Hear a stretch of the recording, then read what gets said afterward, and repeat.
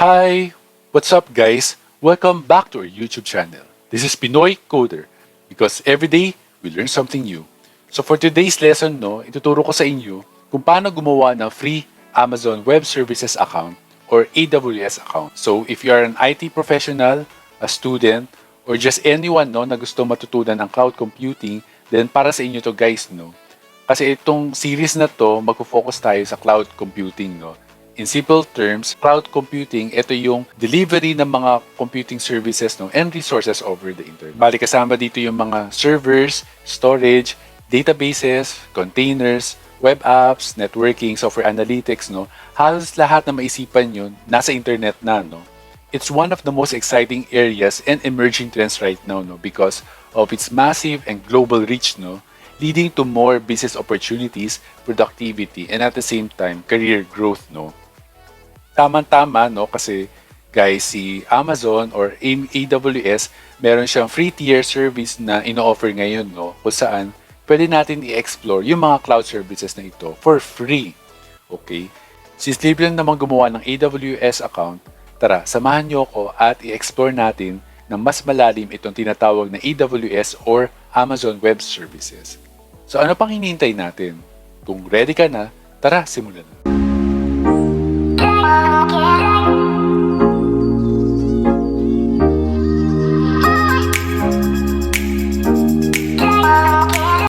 Okay, so minimize muna natin tong ating current window, Close muna natin to and balik lang tayo sa ating desktop. Okay, so dito sa desktop, mag-open tayo dito ng ating favorite browser, So ang gamitin natin ay si Brave browser. Okay, so ito siya. Expand lang natin to. And dito sa address bar, type natin dito www.aws.amazon.com. Okay, so pupunta na tayo dito sa ating landing page, dito kay Cloud Computing Services -Amazon. So, and then dito makita natin yung Get Started for Free na button, So, pwede nyo na to actually i-click guys, Or pwede rin itong button na makita nyo dito sa upper right hand side, Itong Create an AWS account, And pwede na kayo mag-proceed sa pag-create ng AWS na account. Pero, bago tayo gumawa ng AWS account, silipin muna natin kung ano nga ba ang bundled services or products na meron dito sa AWS free tier account. So, right in the menu dito sa taas, click natin itong pricing, And dito sa pricing, makikita natin itong AWS free tier, Pwede natin siyang i-click, So, click natin siya. And pupunta siya dito sa ating AWS free tier na web page, Yung landing page na mismo. So, basically, ang sinasabi niya dito, pwede natin explore yung more than 100 products, platform and services na meron si AWS for free, So, kung pupunta kayo sa bandang baba, makikita nyo na napakarami niyang services, at nakakategorize siya, per topic of interest, Matutuwa kayo kasi guys, lahat na maisipan nyo na concept about cloud computing, mga features and products ay nandito na, Let's say, for instance, dito sa free tier account, may kasama siyang 750 hours of compute capacity ng ating server, Then, meron din siyang object infrastructure na 5 GB, na storage size gamit itong Amazon S3. And dito sa database naman, meron siyang 750 hours, per month of DB usage, So, sobrang laki niya na guys, Marami na kayong pwede magawa dito, And kung ibabrowse nyo pa sa bandang baba, marami pa siyang mga products and services, na pwede natin i-explore, dito sa account na to, So, we're very fortunate kasi si AWS talagang pinopromote niya ang paggamit ng mga cloud services, So, in other words, itong AWS free tier account, basically, ang sinasabi niya, we can play around with AWS, we can experiment it with the cloud for free, for the next 12 months, Kung bago ka pa lang sa cloud computing, pagkakataon na natin to para explore siya ng walang bayad, Siguro, ang pinaka-catch lang dito ay you should not go beyond dun sa free tier usage niya, Kasi kung sumopla ka sa kanyang limit, pwede kang i-charge ni WS, So, careful lang tayo dito, And syempre, ayaw naman natin na ma-charge tayo ni AWS, But don't worry guys, no, dahil magse-set up tayo ng alarm para di natin ma-reach yung ating limit sa ating free tier account, no. So tara, gawa na tayo ng ating AWS free tier account, no, kasi sa mga susunod pa nating episode dito sa ating channel, i-explore pa natin itong AWS account features, no, yung mga products and services na meron siya at mag-host tayo ng website gamit itong free tier account natin. So I suggest na mag-open na rin kayo ng AWS account, no, para masabayan nyo ako sa mga susunod nating topics dito sa ating channel. Okay? So kung ready na kayo, click nyo lang tong create a free account, no. So click na natin siya. Okay, and then lalabas tong ating sign up page, no. So gamit tayo ng root user email address, no. So, itong ating i-nominate na email address ay gagamitin natin, no, for account recovery and some administrative function, no. So lagay natin dito yung create na account, no, dito sa ating channel, no. So okay. And then, mag-nominate tayo ng ating AWS account name, no. So, siguro, ito na lang yung ating gamitin na account name. Okay. So, kung okay na kayo dito, click nyo lang dito sa ilalim, verify email address, no. And then, mag-send siya sa atin ng confirmation email, no. So, mag-send siya sa atin ng verification code, no, sa ating email, no. So, punta lang natin yung ating email, no. Okay. And then, ito na siya, no. So, pag open natin siya, ito na yung ating verification code. Copy natin to, no. And, valid lang siya actually for 10 minutes, no. So, kailangan mabilis nyo lang itong malagay dito sa verification code and then click nyo lang dito, verify. Okay. So, your password provides you with sign-in access, no, to AWS, no. So, ang next natin gagawin ay to nominate our root user password, no. So, lagay tayo ng strong password dito. Medyo may kapit siya, guys, no, kasi kailangan in combination siya ng uppercase letters, lowercase letters, numbers, and non-alphanumeric characters. Okay, so nominate tayo ng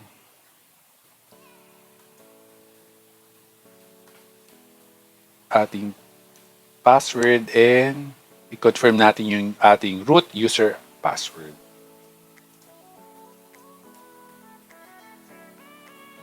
Okay, so okay na kayo dito. Continue tayo sa next step.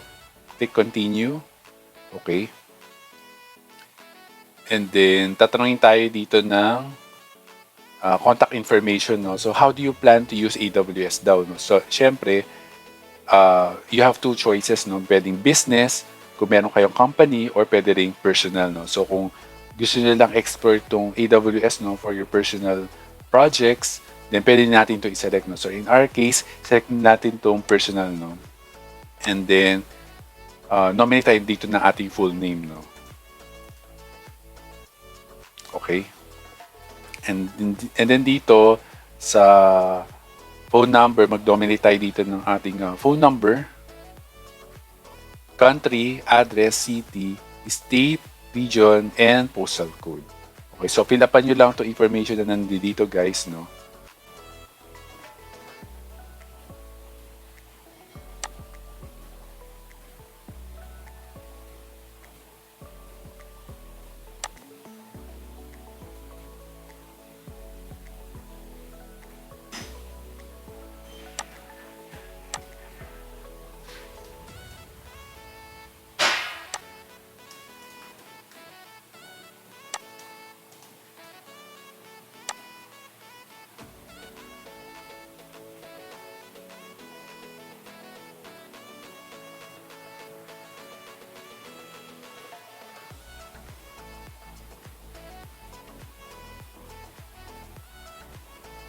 Okay, so kung okay na kayo dito, continue tayo to the step 2, no? Click natin to. Okay, pag click yun ng next, lalabas tong billing information, no? So, baka matanong nyo, ano, bakit nga ba tayo tinatanong ng credit card information, no? It's because if you go beyond sa free tier limit natin, kailangan nila i-charge sa'yo yung amount na ginamit mo, no? So don't worry guys, no, magsiset tayo ng billing alarm no, sa ating account para pag malapit na tayo sumobra sa free tier natin, i-alert niya tayo. No? So okay lang na maglagay tayo dito ng credit card information. No? So siguro i-mask ko na lang itong account details ko dito para kung okay na kayo dito sa page na to, click nyo lang yung verify and continue para mag-proceed na kayo to the next step. Pwede kayong gumamit guys ng Paymaya or GCash, no? Meron silang number no na pwedeng gamitin, no? Or pwede rin kayo gumamit ng GrabPay, no? Sa mga GrabPay users dito, no? Sabi naman niya dito sa left-hand side, no? We will not charge you for usage below AWS free tier limits. We may temporarily hold up to $1 or an equivalent amount in local currency, no, as a pending transaction for 3 to 5 days to verify your identity. So okay lang to guys, no? Ibabike naman niya sa atin yung i-charge niya na $1, no? So ang purpose lang nito para ma-verify kung legit user kayo dito kay AWS, no? Ngayon kung student naman kayo, pwede kayo gumamit ng debit card, no, na issued by Paymaya, no, or yung GCash, no. So basta hanapin niyo lang tong mga logos na meron dito, no, Visa, Mastercard, Amex or Discover, no. Anything na may ganitong mga icons sa card, pwede nyo gamitin guys. Okay, ang next step natin gagawin ay to verify our identity. Bakit kailangan natin maglagay ng cellphone number? Ang mangyayari kasi guys, tatawag ang Amazon sa iyo to verify our account, no? So, kailangan dapat valid mobile phone number ang ilagay natin dito, no? So, ilagay natin dito yung ating country. Okay? And then yung ating mobile phone number, no? Of course, yung ating security check, no? May CAPTCHA siya dito sa ilalim. Kailangan natin siyang i-input ng tama, no? So, lagay natin siya. Okay, so kung medyo nalalabuan kayo guys dito sa CAPTCHA, no? Pwede nyo naman siya i-refresh. Okay. Ayan, so nag-refresh siya. Pwede ulit natin siya ulitin. Ayan. Pwede naman siyang ulitin guys, ang ulitin hanggang sa kung nalilinawan na kayo. Yan, siguro ito pwede na. So ito na lang sundan natin.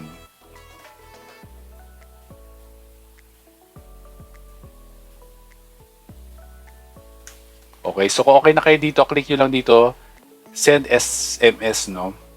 So ang gagawin niya, magsisend siya sa atin ng verification code sa ating mobile phone, no? Okay, so may matatanggap tayong verification code, no, galing kay AWS. So i-type na natin siya, guys, no? So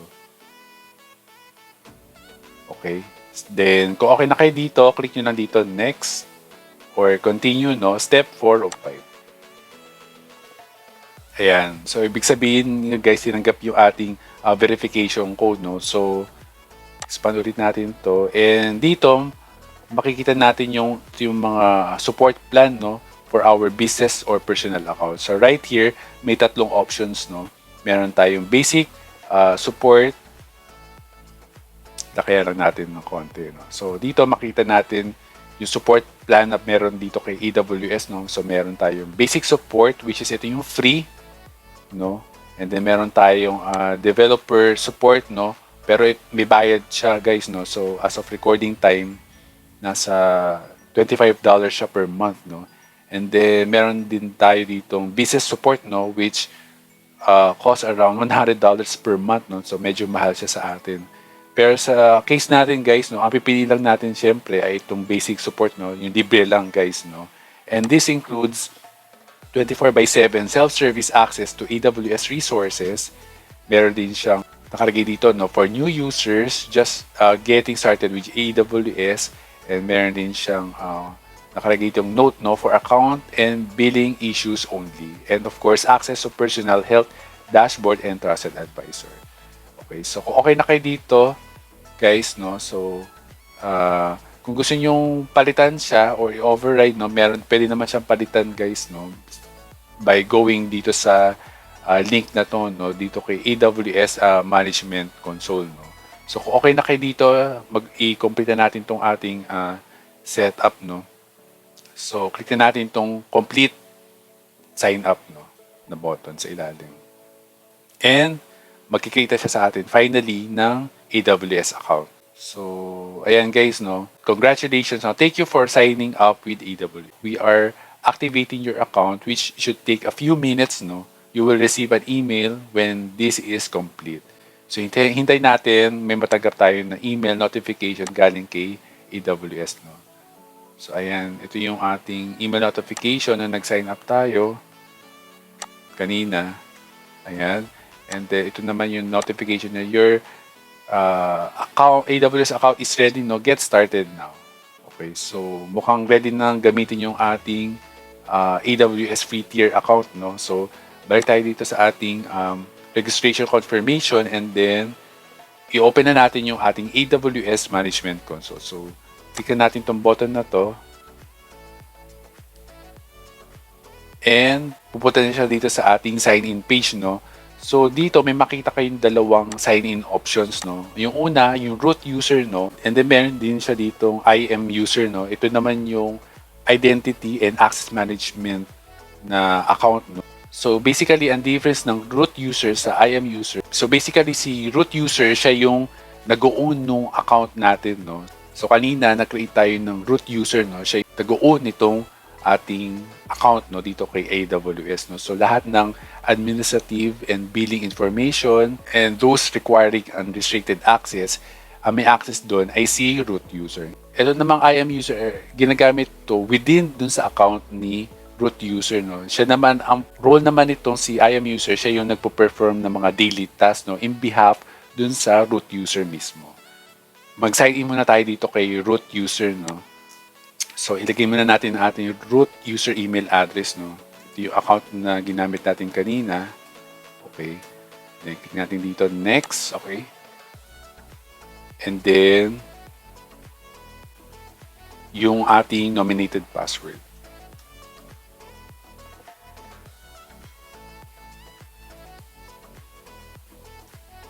Okay. Then, sign in tayo dito. Okay, so papasok na siya sa ating AWS Management Console.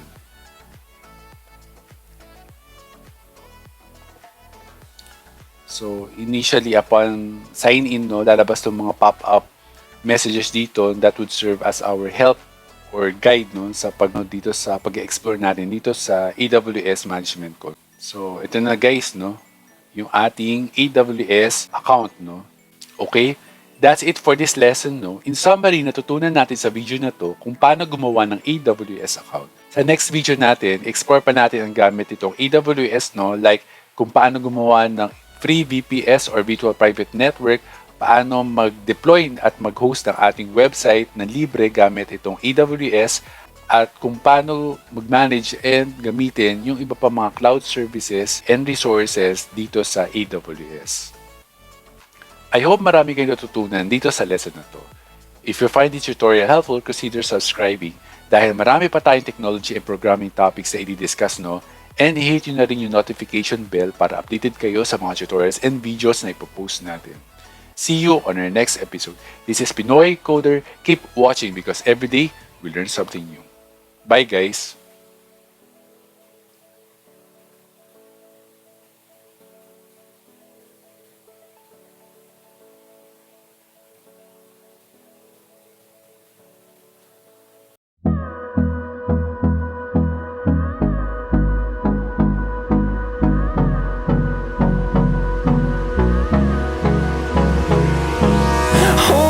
Close till I get up. Time is barely on our side.